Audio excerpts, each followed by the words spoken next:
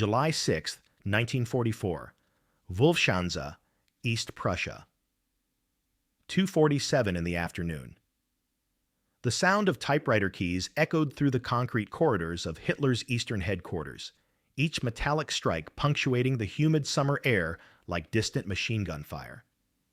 Colonel General Alfred Jodl's boots clicked against the polished floor as he carried a leather briefcase containing reports that would forever alter the Reich's perception of its Western defenses. Behind the reinforced doors of Conference Room B, the Führer waited, unaware that the documents in Jodl's possession would mark the first official acknowledgement of what German field commanders had suspected for 30 days. The Atlantic Wall, Hitler's promised fortress, had not merely been breached. It had been obliterated. The afternoon light filtering through the bunker's narrow windows cast long shadows across maps of Western Europe, where red pins marked Allied penetrations that now stretched 40 kilometers inland from the Norman coast. Each pin represented not just territory lost, but the systematic dismantling of a defensive strategy 3 years in the making. The irony was not lost on the assembled officers. While Hitler had spent the morning reviewing plans for his wonder weapons, the Wehrmacht's most critical front was collapsing under the weight of American industrial might and tactical innovation. The Atlantic Wall had been conceived as Germany's answer to British sea power and American production, a continuous fortress stretching from Norway to Spain, bristling with coastal guns, tank obstacles, and reinforced bunkers designed to hurl any invasion back into the sea. For 3 years, the Reich had poured concrete, steel, and slave labor into this monument to defensive warfare. Hitler himself had proclaimed it impregnable, comparing it to the ancient walls of Troy. Field Marshal Erwin Rommel, the Desert Fox, had been tasked with perfecting its defenses, installing millions of mines, steel hedgehogs, and interlocking fields of fire designed to turn the invasion beaches into killing fields. The German High Command had studied every aspect of amphibious warfare, analyzing the disastrous Allied raid on Dieppe in 1942 as proof that modern fortifications could repel any seaborne assault. They had calculated the tonnage of supplies an invasion force would require, mapped the tidal patterns of potential landing sites, and positioned their reserves to deliver devastating counterattacks. Intelligence reports confirmed that the Allies possessed neither the landing craft nor the logistical capability to sustain a major operation across the English Channel. The Atlantic Wall, they believed, would give Germany time to complete its secret weapons, time to negotiate a separate peace with the Western Allies, time to concentrate all forces against the Soviet Union. What German planners had envisioned was a replay of Dieppe. Waves of Allied soldiers broken against impregnable fortifications, their bodies littering the beaches while German artillery methodically destroyed the invasion fleet. They imagined American boys from Iowa and Kansas, soft from years of abundance, fleeing in terror from veteran Wehrmacht troops who had conquered half of Europe. The carefully positioned machine gun nests would create interlocking fields of fire, turning each landing craft into a floating coffin. Naval artillery, protected by reinforced concrete casemates, would systematically sink the invasion fleet while Luftwaffe dive bombers swept down from prepared airfields to complete the destruction. German training films had depicted the coming invasion as a turkey shoot, poorly coordinated Allied forces stumbling through minefields while experienced German defenders picked them off from prepared positions. Intelligence officers briefed their subordinates on American weaknesses, their reliance on overwhelming firepower rather than tactical skill, their inability to sustain heavy casualties, their dependence on complex supply chains that could be severed by concentrated U-boat attacks. The Wehrmacht's defensive doctrine called for immediate counterattacks by armored reserves, which would drive any surviving invaders back into the sea before they could establish a foothold. Instead, what unfolded on June 6th revealed the fatal miscalculations that had underpinned German strategic thinking since 1941. The first reports from Normandy had been fragmentary and contradictory. Radio communications broke down as Allied jamming overwhelmed German frequencies. Forward observers reported massive bombardments that shattered concrete emplacements like eggshells, followed by landing craft that seemed to materialize from the morning mist in numbers that defied all previous calculations.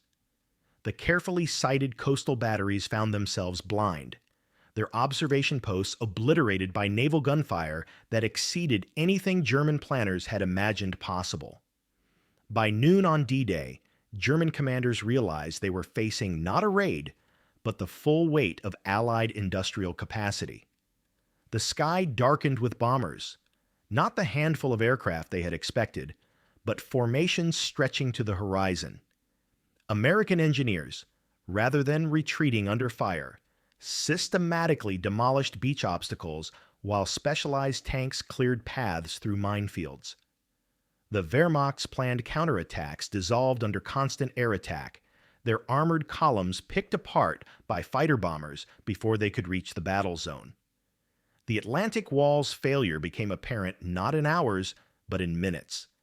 Allied forces had studied every German defensive position, mapped every gun emplacement, and developed specific tactics to neutralize each threat. Airborne divisions, dropped behind German lines, severed communications and blocked reinforcements.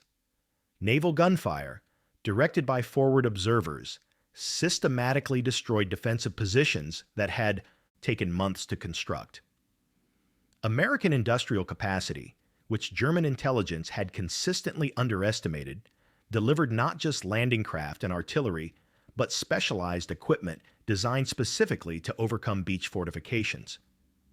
The psychological impact on German defenders proved as devastating as the physical destruction. Soldiers, who had been told they were defending an impregnable fortress, found themselves trapped in concrete tombs as Allied forces flowed around and passed their positions. The promised Luftwaffe air support never materialized. German fighters, outnumbered 20-1, were swept from the skies in the war's opening hours. Armored reinforcements, delayed by Hitler's refusal to release reserves without his personal authorization, arrived piecemeal and were destroyed by coordinated air and artillery strikes. By July 6th, 30 days after the landings, the scope of the disaster had become undeniable. Allied forces had not only established their beachhead, but had linked all 5 landing zones into a continuous front. The port of Cherbourg, crucial to German defensive plans, had fallen after a brief siege. American forces were pushing inland against collapsing resistance, while British and Canadian troops maintained pressure around Caen, preventing German forces from concentrating for a decisive counterattack. The reports reaching Hitler's headquarters painted a picture of systematic defensive failure. The Atlantic Wall's coastal fortifications, designed to stop an invasion at the water's edge, had been bypassed by Allied forces who simply moved inland around strongpoints that refused to surrender. Tank obstacles that should have channeled attacking forces into killing zones proved useless against specialized engineering equipment. The carefully prepared killing fields became Allied assembly areas, protected by air superiority that German planners had never seriously considered. Throughout the defensive collapse, one symbol of Allied capability appeared repeatedly in German field reports: American K-rations. German soldiers, accustomed to dwindling food supplies and ersatz substitutes, discovered that every American position was supplied with individually packaged meals containing meat, vegetables, cigarettes, and chocolate. These small green boxes, scattered across Norman battlefields, represented something more profound than efficient logistics. They embodied an industrial capacity that could afford to package individual meals for millions of soldiers while simultaneously producing tanks, aircraft, and ammunition on scales that German planners had dismissed as propaganda.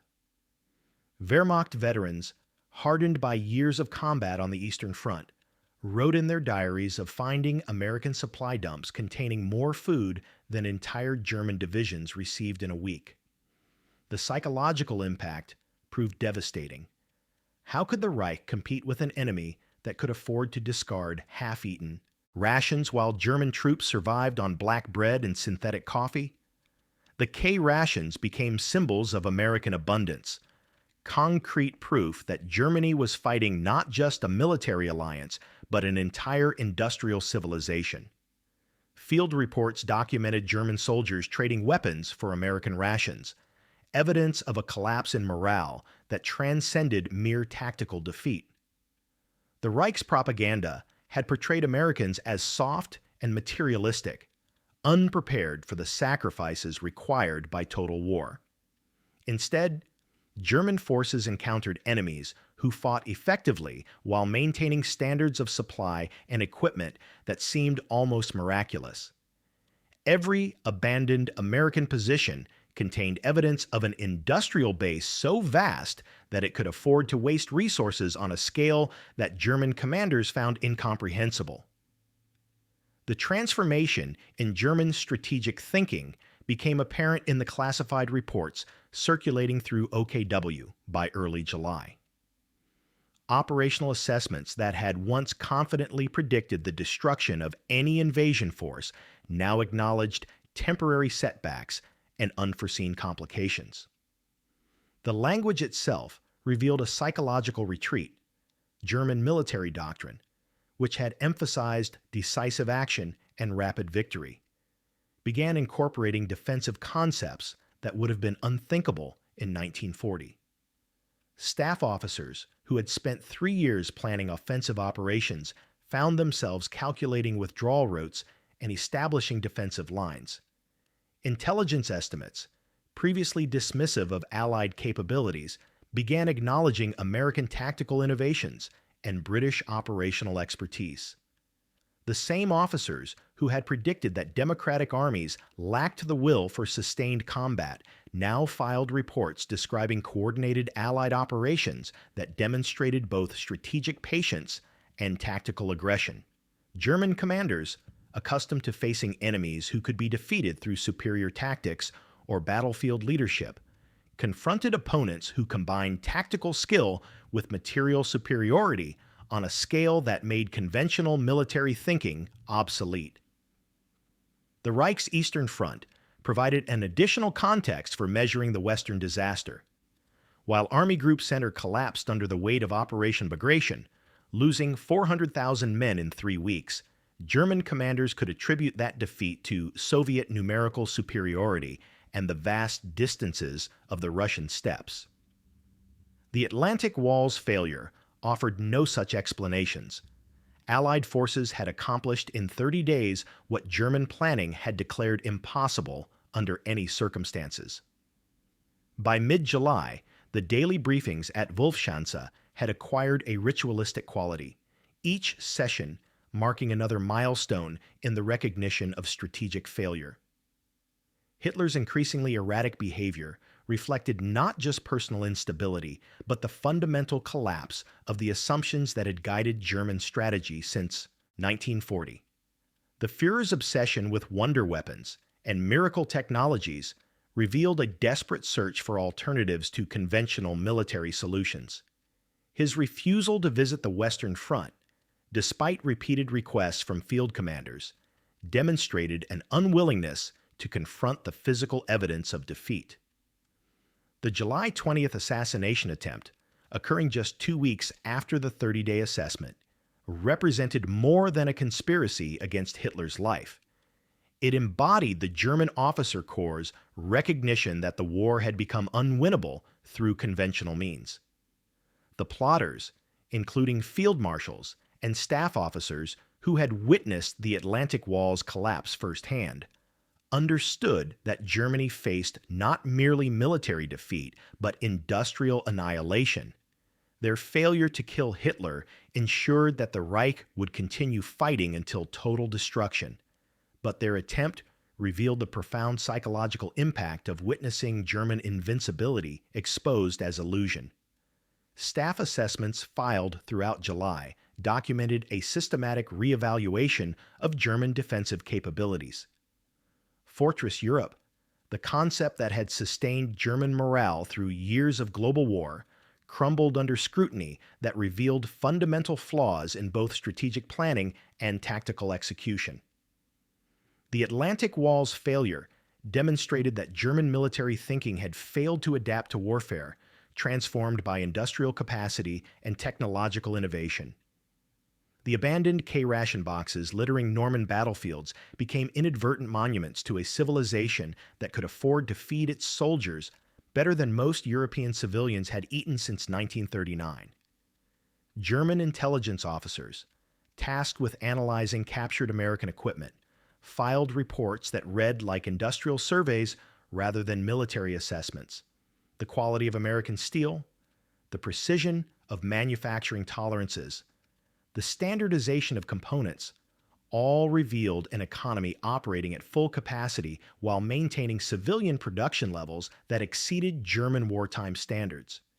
Every American rifle, radio, or vehicle represented industrial capabilities that German planners had consistently underestimated. The psychological transformation of German strategic thinking extended beyond military circles to encompass the entire Nazi leadership. The Reich, that had promised a 1,000-year empire, found itself calculating how long current stockpiles of fuel and ammunition would last. Party officials who had spoken confidently of final victory began preparing contingency plans for evacuation. The industrial base that had seemed adequate for continental conquest proved insufficient for global warfare against opponents who could simultaneously fight in Europe, the Pacific, and maintain full civilian economies. Field Marshal von Rundstedt's dismissal on July 1st eliminated the last advocate for strategic withdrawal and consolidation. His replacement, Field Marshal von Kluge, arrived in France with orders to hold every position regardless of cost, a strategy that reflected Hitler's inability to accept that German defensive doctrine had become obsolete. The Reich's military leadership, trained to think in terms of operational maneuver and tactical superiority, confronted enemies who could afford to absorb casualties while maintaining steady pressure across multiple fronts. The 30-day assessment revealed that the Atlantic Wall's failure extended far beyond tactical miscalculations to encompass a fundamental misunderstanding of modern warfare's industrial requirements. German fortifications, impressive as concrete structures, proved inadequate against opponents who could coordinate naval gunfire, aerial bombardment, and ground assault with precision that reflected years of training and unlimited resources. The Reich's defensive strategy had assumed that willpower and tactical skill could compensate for material disadvantages, an assumption that the Normandy campaign exposed as wishful thinking. By August, German forces were retreating across France, while Allied armies advanced against collapsing resistance. The fortress that was supposed to protect Europe from invasion had become a trap for German forces unable to withdraw or reinforce. Hitler's refusal to authorize strategic retreats ensured that each defensive position would be destroyed rather than evacuated, wasting men and equipment that the Reich could no longer replace. The Falaise Pocket, where 50,000 German soldiers were surrounded and captured in late August, provided the final evidence of the Atlantic Wall's complete failure. Army Group B, the force responsible for defending Western Europe, ceased to exist as an effective fighting force. The invasion that German planners had predicted would fail within hours had become a rout that carried Allied forces to the Reich's borders within 3 months. In the gray corridors of Wolfschanze, as summer faded into autumn, the scattered remnants of K-ration boxes and German filing cabinets served as inadvertent symbols of a civilization that had miscalculated the requirements of total war. Each empty package represented not just superior logistics, but a fundamental difference in strategic approach. While Germany had built fortress walls, America had built the industrial capacity to render walls irrelevant.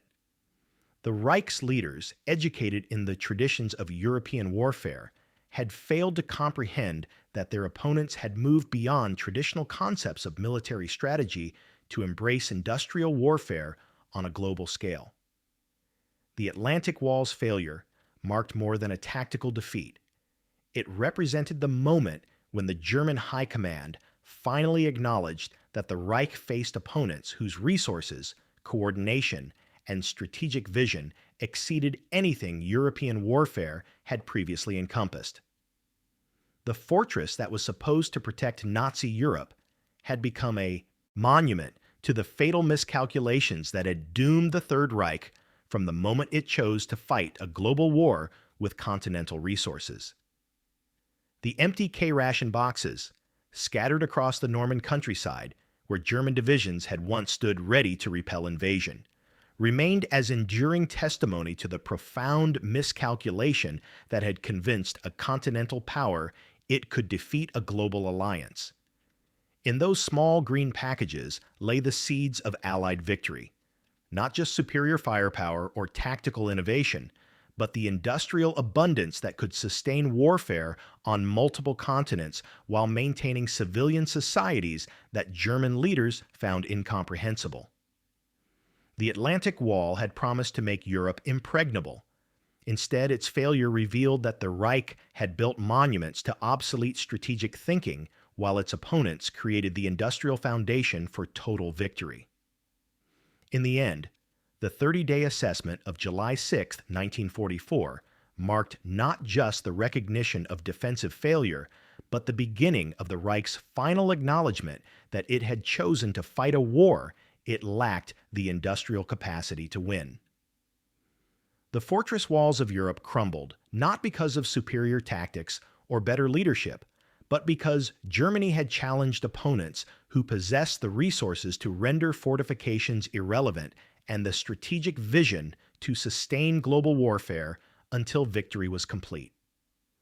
The abandoned K-rations scattered across Norman battlefields stood as silent witnesses to the moment when European military tradition encountered American industrial democracy and discovered that abundance, properly organized, had become the ultimate weapon of war.